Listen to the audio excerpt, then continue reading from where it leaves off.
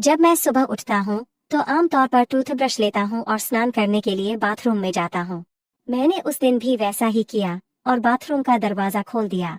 वहां देखा कि कोमल चाची नहा रही थी। अंदर से दरवाजे की कुंडी नहीं लगाई थी। वह दोनों हाथों से अपने बालों को शैम्पू कर रही थी और उसकी आंखें बंद थीं। इसलिए उसे यह महसूस करने में थोड़ा समय लगा कि मैं उसके सामने खड़ा हूँ।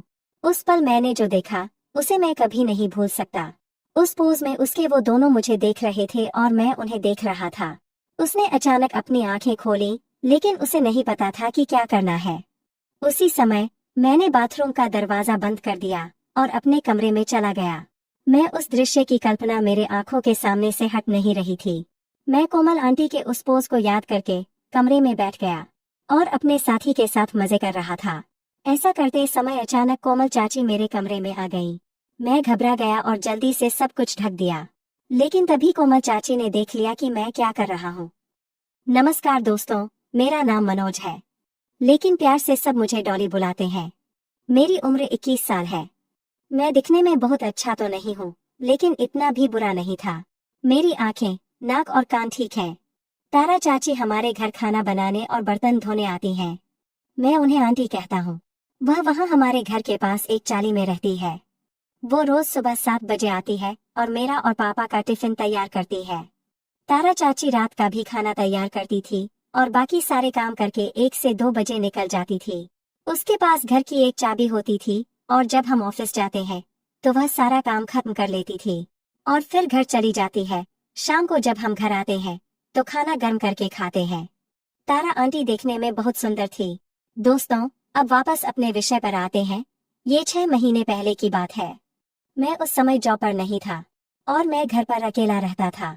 बाबा ने एक बार कहा था, तुम ऐसा क्यों नहीं करते? अगर तुम यहाँ अकेले बोर हो गए हो तो कुछ दिनों के लिए गांव चले जाओ, अपने चाचा चाची के वहाँ। तुम्हें भी थोड़ा बदलाव होगा और मन तरोताजा महसूस करेगा। चाचा चाची भी खुश होंगे और तुम भी बोर नहीं होंगे। बाबा ने ऐसा कहते ही मैं तुरंत सहमत हो गया। अगली सुबह मैं रेलवे स्टेशन से ट्रेन में चढ़ गया। मेरे बगल वाली सीट पर एक गोरी खूबसूरत आंटी अकेली यात्रा कर रही थी।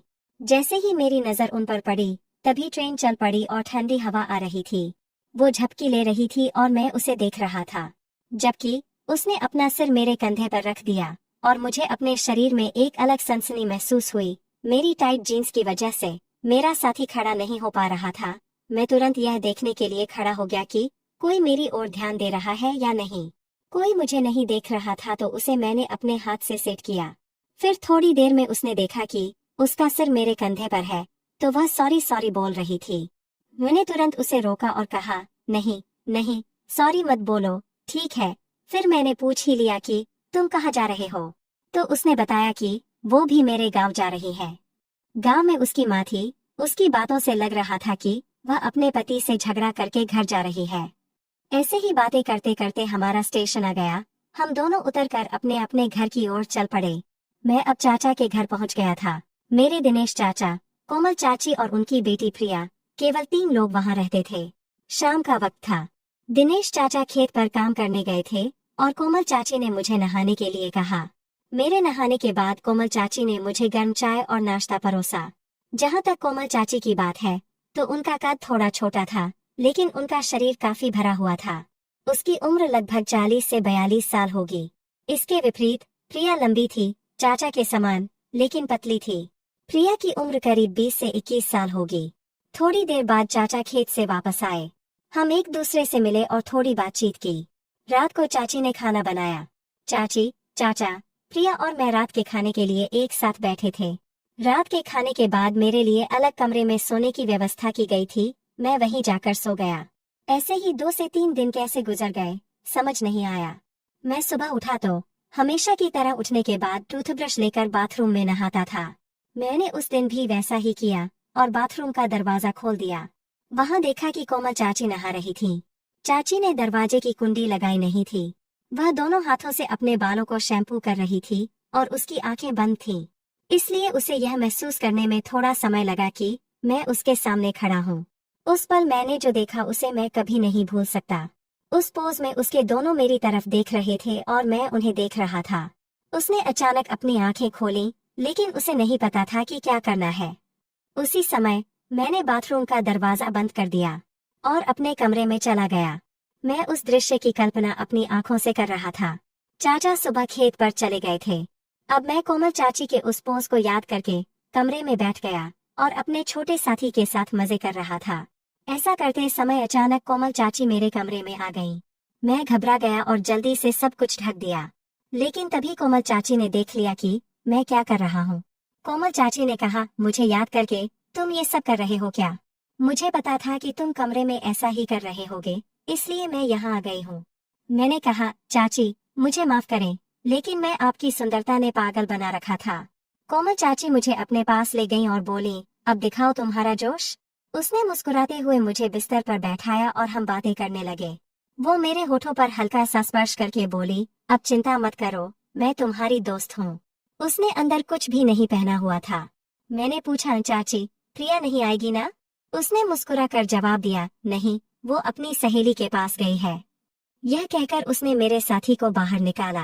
अब मैं थोड़ा असमंजस में था, लेकिन थोड़ा मजा भी ले रहा था। फिर वो मुझे खींचकर बिस्तर पर बैठ गई और बातें करने लगी। ऐसा लग रहा था जैसे वह बहुत दिनों से भूखी हो। कोमल चाची के साथ उस पल में मुझे अचानक महसूस हुआ कि कोई खिड़की से देख रहा है, लेकिन वहाँ कोई नहीं था। हमने 10 से 15 मिनट तक अपना प्रोग्राम जारी रखा। फिर कोमल चाची भी बहुत खुश हुई और कमरे से बाहर चली गईं। दोपहर को कोमल चाची चाचा के लिए खाना लेकर खेत पर गई। मैं पानी पीने के लिए रसोई में चला गया। पानी पीकर लौटते समय मुझे प्रिया के कमरे से आवाज सुनाई दी। मैंने दरवाजे की दरार से देखा तो प्रिया अकेले मजे कर रही थी। मैं उसे देख रहा था।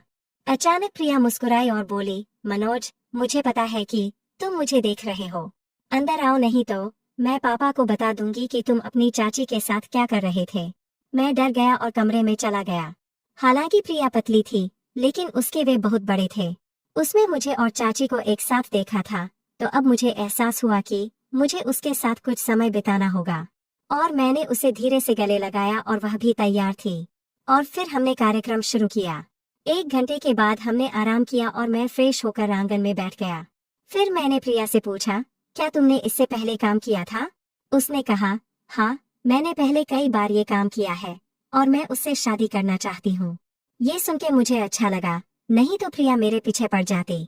मैं 20 से 25 दिन गांव में रहा और मैंने कोमल चाची और प्रिया के साथ भी बहुत बार काम किया। आखिर तक मैंने प्रिया के बारे में कोमल चाची को पता नहीं चलने दिया। दोस्तों, कमेंट करके बताना ना भूलें कि आपको यह मेरी कहानी कैसी लगी। अगर आपको कहानी पसंद आए तो हमारे चैनल को भी सब्सक्राइब करें।